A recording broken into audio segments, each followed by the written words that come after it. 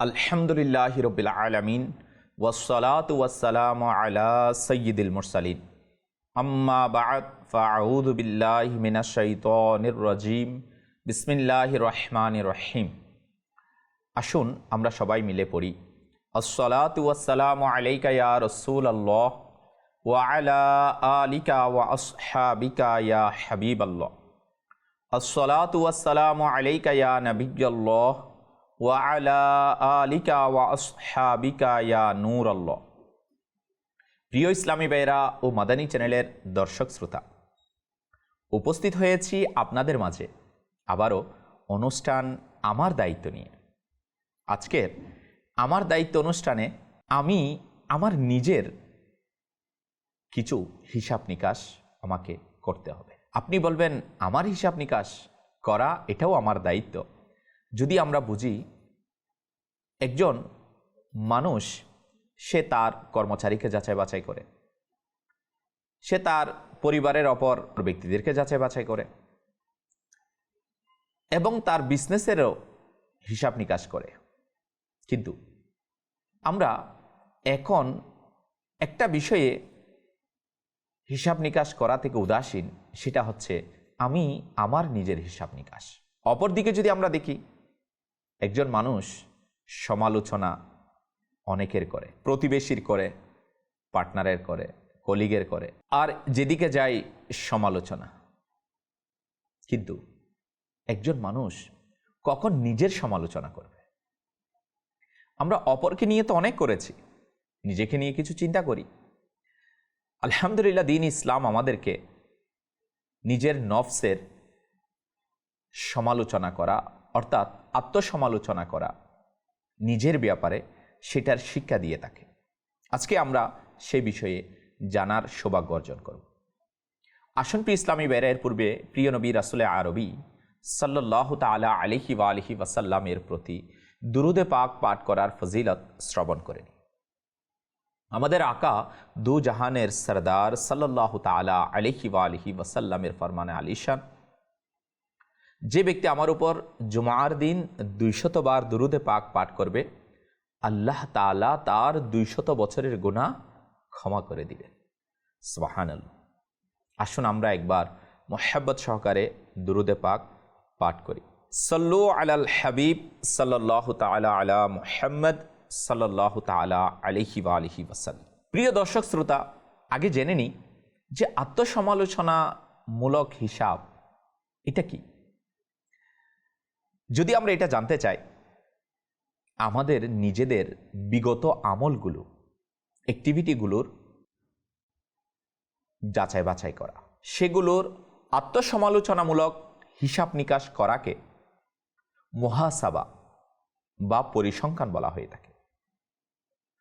High, প্রতি রাতে যদি আমরা আমাদের আমলের পর্যবেক্ষণ করার মাধ্যমে প্রতিদিনের হিসাব নিকাশ করার সৌভাগ্য যদি আমাদের অর্জিত হয়ে যায়, আর এভাবে যদি আমলের উপকারিতা ও ক্ষতিকর দিকগুলো আমাদের বুঝে এসে যায়, যেভাবে আমরা পার্টনারশিপ ব্যবসার ক্ষেত্রে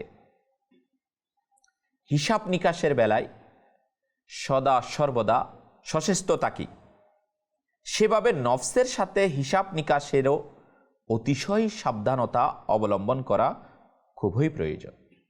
কেননা নফস হলো অতীব চালাক ও কৌশলী। সে নিজের নাফরমানিকে সমর্থনের পোশাক দিয়ে পরিবেশন করে থাকে, যাতে করে মন্দ কিছুতেও আমরা উপকার দেখতে পাই। সে ব্যবস্থাই করে, অথচ তাতে সরাসরি ক্ষতি রয়েছে। কেবল তাই নয়, বরং প্রকৃত প্রস্তাবে সংশোধনের জন্য সকল জায়েজ বিষয়াদিতেও নফস থেকে হিসাব নেওয়া আবশ্যক। এতে যদি আমরা নফসের কোনো অপূর্ণতা দেখতে পাই, তাহলে কঠোরতার সাথে সেই অপূর্ণতাকে পূর্ণতা দান করতে হবে। যেমন আমাদের পূর্ববর্তী বুজুর্গানে দ্বীন রহিমাহুমুল্লাহুস সালাম এর আমল ছিল। আমাদের বুজুর্গানে দ্বীন রহিমাহুমুল্লাহুস সালাম আত্মসমালোচনা কিভাবে করতেন, এটার অনেক বয়ান কিতাবের মধ্যে এসেছে, আমরাও কিছু শ্রবণ করার চেষ্টা করব।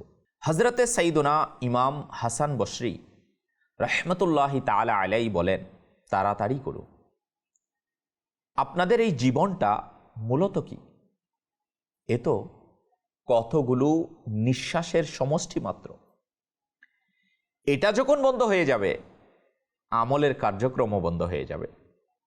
যে আমল দিয়ে আপনারা আল্লাহ তাআলার নৈকট্য অর্জন করে থাকেন, আল্লাহ তাআলা সেসব বান্দাদের উপর দয়া করুন যারা নিজেদের আমলের সমালোচনামূলক হিসাব চালিয়েছে এবং নিজেদের গুনাহের উপর কিছু চোখের পানি ঝরিয়েছে। প্রিয় দর্শক শ্রোতা, একটু চিন্তা করে দেখুন, আল্লাহ পাকের নেক বান্দারা কিভাবে আত্মসমালোচনার শিক্ষা দিতেন, সেই ব্যাপারে আমরা শ্রবণ করছি। আর এখন আমরা আমাদের উজ্জ্বল ভবিষ্যৎ নিয়ে ব্যস্ত রয়েছি। এখন তো আমাদের অবস্থা এই যে নিজেদের পার্থিব ভবিষ্যৎ গড়ার জন্য অনেক ধরনের চিন্তা ভাবনা করে থাকি। এখন আমাদের অবস্থা এই যে নিজেদের পার্থিব ভবিষ্যৎ গড়ার জন্য অনেক ধরনের চিন্তা ভাবনা করে থাকি। সে কারণে বিভিন্ন রকমের আসবাবপত্র সংগ্রহ করার জন্য খুব প্রচেষ্টা চালিয়ে থাকি, ব্যাংক ব্যালেন্স বাড়িয়ে থাকি, ব্যবসা বৃদ্ধি করার জন্য এবং আগামী দিনগুলোতে পার্থিব সুখ শান্তির পাওয়ার জন্য জানি না কত ব্যবস্থা নিয়ে থাকি যে কিভাবে আমাদের দুনিয়ার ভবিষ্যৎ উজ্জ্বল হয়, পৃথিবীতে আমাদের ভবিষ্যৎ সুন্দর হয়ে যায়। কিন্তু আফসোসের বিষয় হলো আমরা আমাদের আখিরাতের ভবিষ্যৎকে গড়ার জন্য চিন্তাভাবনা থেকে খুবই উদাসীন, আর আমরা আখিরাতের প্রস্তুতির বিষয়ে নিতান্তই অলস। অথচ কেবল এই পার্থিব ভবিষ্যৎকে গড়ে তোলার জন্য অপেক্ষাকারী জানি না কত মূর্খ মানুষদের মহা আফসোসের মৃত্যুর ঝটকাতে পতিত হতে হয়, আর উজ্জ্বল ভবিষ্যৎ পেয়ে খুশি হওয়ার স্থলে অন্ধকার কবরে গিয়ে আফসোসের সাগরে পতিত হয়। কেবল পার্থিব জীবনকে সজ্জিত করার চিন্তা ভাবনায় ডুবে থেকে তার জন্য সচেষ্ট থাকা, নিজের আখিরাতের মঙ্গলের জন্য চিন্তা ও আমল করা থেকে বিরত থাকা, বিগত আমলের উপর নিজে নিজে হিসাব চালানোর মাধ্যমে আগামীতে গুনাহ থেকে বাঁচার জন্য এবং নেক আমল করার দৃঢ় সংকল্প না করার সরাসরি ক্ষতি ও দুর্ভাগ্য।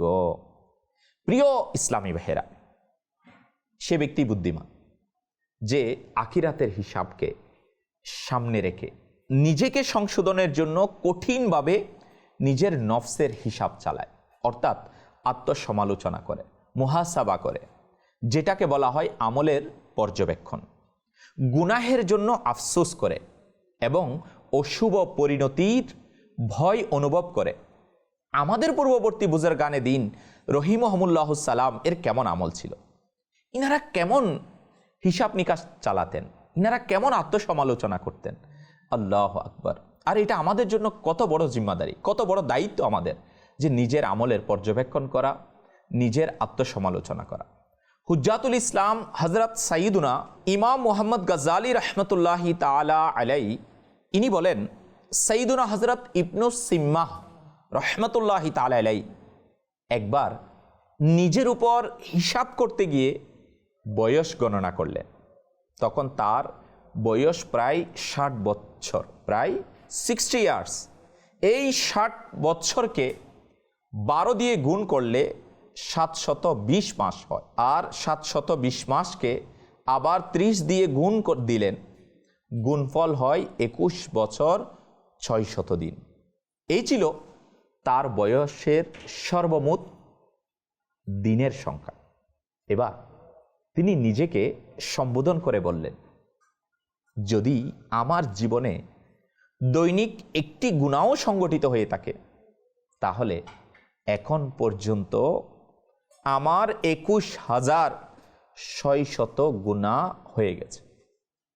অথচ এই দীর্ঘ সময়টিতে এমন দিনও থাকতে পারে যেই দিনে আমার 1000 গুনাহ হয়েছে। আল্লাহ বলতে বলতে আল্লাহ তাআলার ভয়ে কাঁপতে লাগলেন।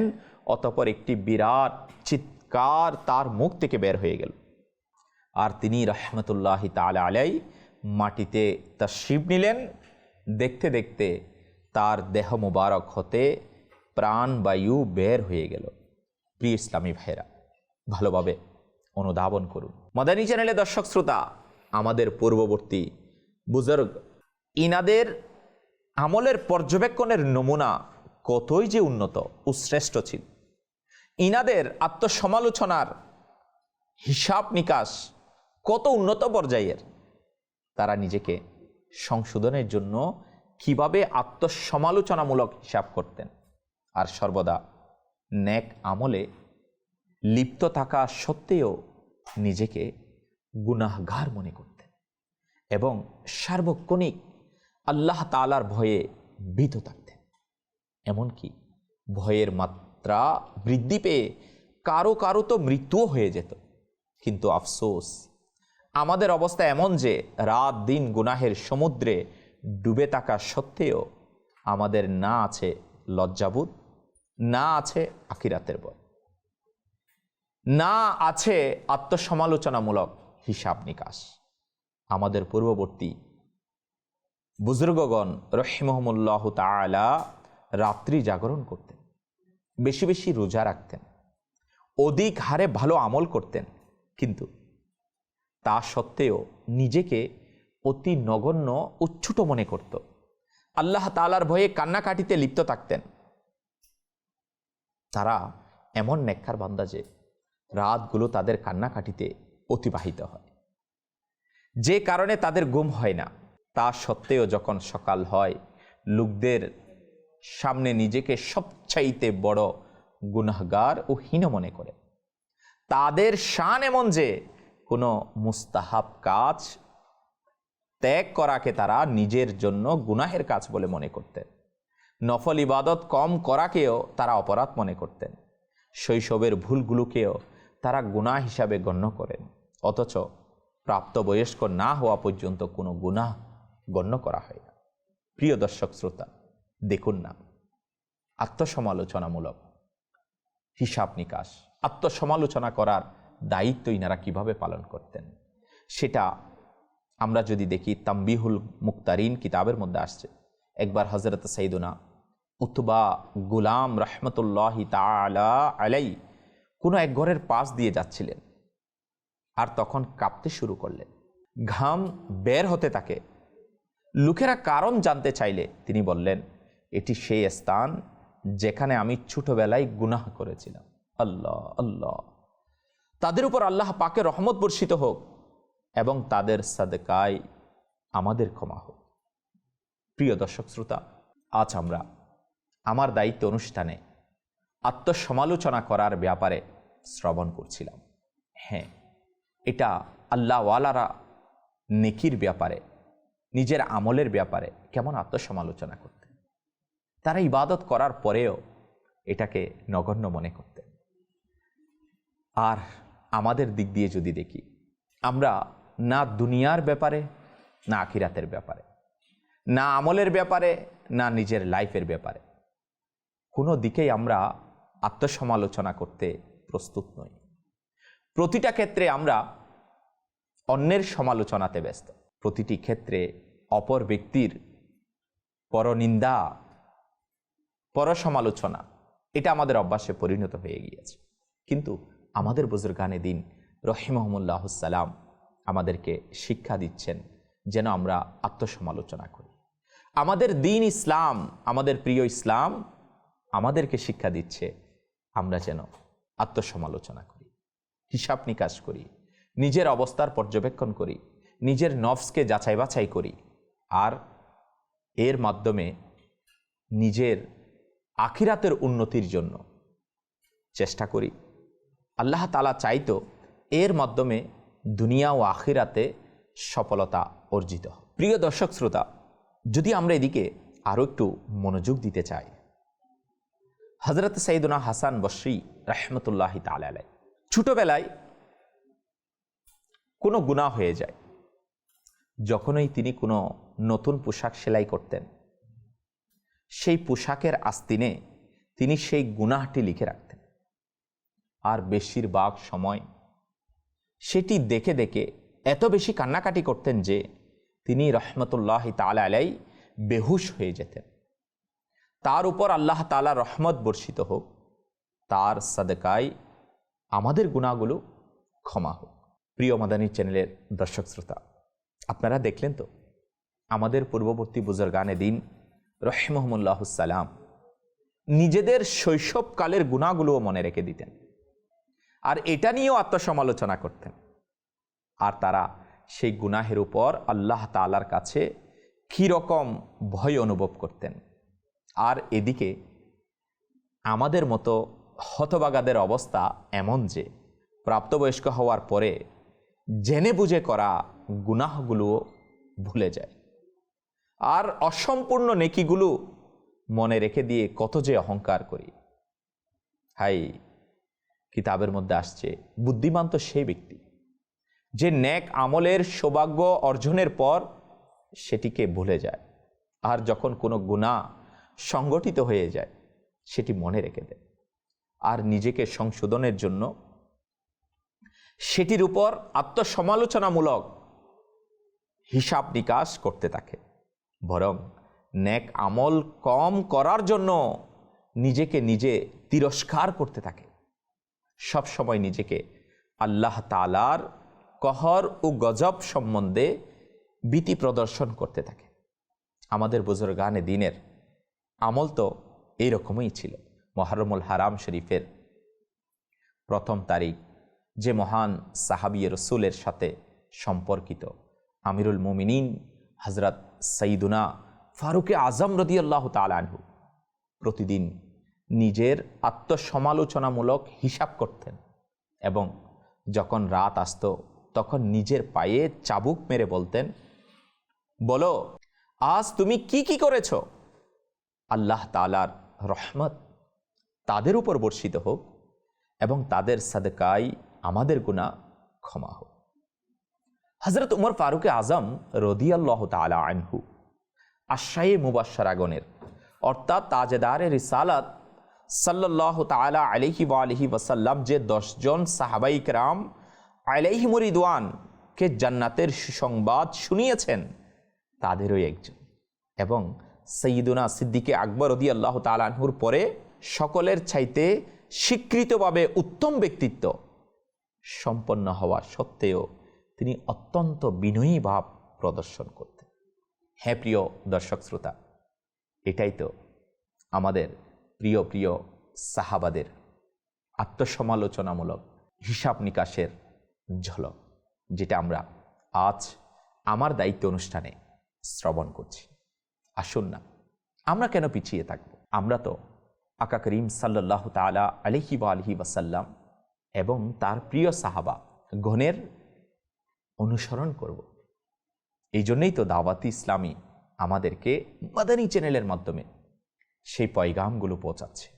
কিবলা শাইখে তরিকত আমিরে আহলে সুন্নাত হযরত মৌলানা আবু বিলাল মুহাম্মদ ইলিয়াস আত্তার কাদেরী রাজবি জিয়াই দামাত বারাকাতুহুল আলিয়া আমাদেরকে এই দ্বীনি পরিবেশ তো এই জন্য দিয়েছে যে আমরা যেন আত্মসমালোচনা করতে পারি, আমরা যেন জানতে পারি আমি যা করছি এটা কতটুকু সঠিক আছে, এবং আমি যা করতেছি আল্লাহ পাকের নাফরমানি নয় তো, ইবাদত থেকে দূরে গিয়ে নয় তো, শরীয়তের বাহিরে নয় তো, তো আল্লাহ পাকের পানা শরীয়ত বিরোধী কাজ তো নয়, আল্লাহ তাআলার পানা সুন্নত পরিপন্থী কাজের মধ্যে তো নিজেকে সামিল করিনি তো। প্রিয় দর্শক শ্রোতা, সেটা দিন ও দুনিয়ার অসংখ্য কাজের মধ্যে এই বিষয়গুলো আমাদেরকে বিবেচনায় রাখতে হবে, এবং আমাদের নিজের নফসের সংশোধনের চেষ্টা করতে হবে, এবং আত্মসমালোচনামূলক হিসাব নিকাশ করতে হবে।